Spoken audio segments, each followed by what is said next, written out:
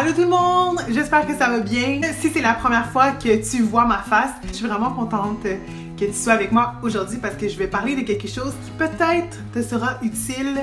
T'es une personne qui, comme moi, habituée ou était habituée de s'en mettre beaucoup sur les épaules. Le sujet d'aujourd'hui, ça va être comment éviter un burn-out spécial étudiant, mais ça peut s'adresser également aux professionnels. Commencez en vous disant que je suis la professionnelle des burn-out. J'ai mis en place des petits tips and tips, parce que ça n'avait juste plus aucun sens comment que je vivais ma vie. Donc le truc numéro 1 à faire qui est vraiment important, de savoir manager son temps. C'est probablement la chose qui m'a pris le plus de temps à faire quand j'étais étudiante. J'ai encaissé beaucoup de burn-out pour être capable d'arriver justement à ce qui a de l'allure et quelque chose qui est santé. De se mettre des blocs de travail intense. 3 heures de temps, là, je travaille, je ne me concentre qu'à ça. J'élimine toute distraction autour de moi. J'élimine Facebook, j'élimine Instagram, j'élimine YouTube. Je ne fais rien d'autre que mon travail pendant 3 heures. Puis ce n'est pas vraiment de travailler plus fort, mais c'est de travailler plus intelligemment, de vraiment maximiser son temps. Quand je me mets par exemple à faire un travail, si j'ai des distractions autour de moi, c'est sûr à 100% que je ne serai pas capable d'être focus.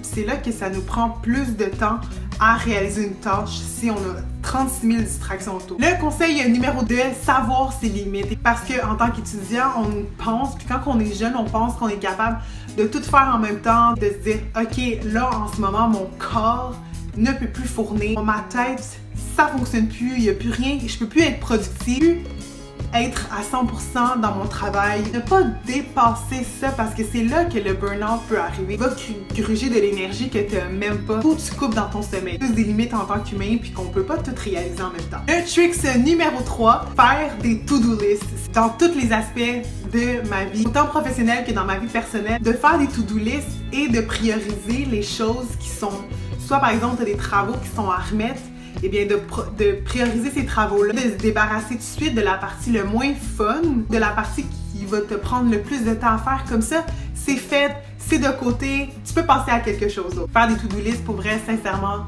c'est quelque chose de révolutionnaire. D'écrire tout ce que tu as à faire dans une journée et de le barrer. Là, ça, c'est la meilleure partie. Donc vraiment, comme... ouais, les to-do lists, on s'en donne une nouvelle. Dès que tu vas commencer à faire des to-do lists, écris-moi. Dis-moi jusqu'à quel point ça fonctionne pour toi. Le conseil numéro 4, c'est de prévoir du temps pour relaxer. Tu m'as bien entendu. Des fois, tu la fasses la grosse patate sur ton sofa. Parce que c'est comme, tu peux pas demander à être tout le temps productif puis à être tout le temps au meilleur de toi-même si tu prends pas le temps de te reposer, de te recharger, de te ressourcer. Oui, de prévoir du temps de relaxer, de faire rien, allumer des petites chandelles, écouter tes émissions préférées. Ça va vraiment te rendre 2 fois plus productif parce que tu vas avoir plus d'énergie. Donc, le conseil numéro 5, de se prévoir du temps également pour socialiser avec tes amis. Je sais que ça peut être quelque chose qui est difficile, surtout en fin de session. De voir ses amis, ça te permet tellement de faire à ton cerveau vraiment un off. Là, c'est le temps pour avoir du fun. Voir en tant qu'étudiant, ça peut être tricky parce que justement t'as tellement envie de te donner ou parce que t'as tellement de choses à faire. Puis justement de partager aussi ça, tu sais, je suis vraiment stressée, j'ai beaucoup de choses à faire. Comme tu le remets aux autres, tu sais, comme tu communiques, tu t'évapores, t'évapores tes pensées.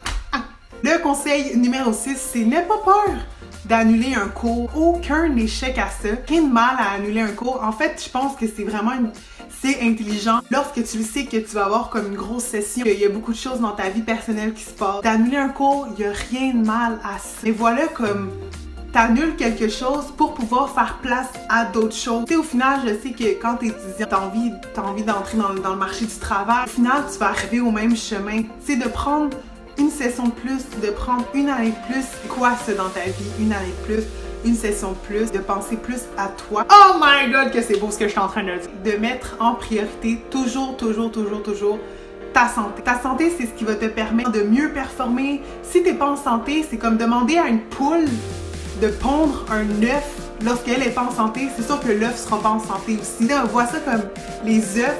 C'est comme tes travaux, ton travail, les résultats, tout ça. Mais toi, la poule, si t'es pas en santé, tu pourras pas pondre des beaux œufs. En fait, j'avais lu ça dans un livre. Je pense que je vais me le tatouer. Est-ce que tu es une poule? Et le dernier point que je dirais, le point numéro 8, c'est garde-toi du temps pour faire ce que tu aimes. Et ça peut être n'importe quoi. Donne-toi du temps pour le faire. Fais-le.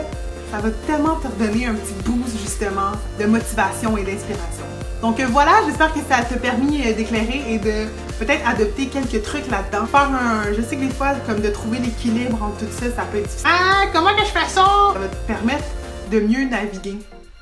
De quoi je parle, naviguer? Donc, merci beaucoup d'avoir été avec moi. N'oublie pas de t'inscrire à ma chaîne YouTube. Va t'inscrire. Dis-moi qu'est-ce que toi, tu fais pour te garder en santé dans ta fin de session et en tant qu'étudiant. Attends ta réponse, puis nous, on se revoit bientôt pour une autre vidéo. Bye! À la prochaine! Bye!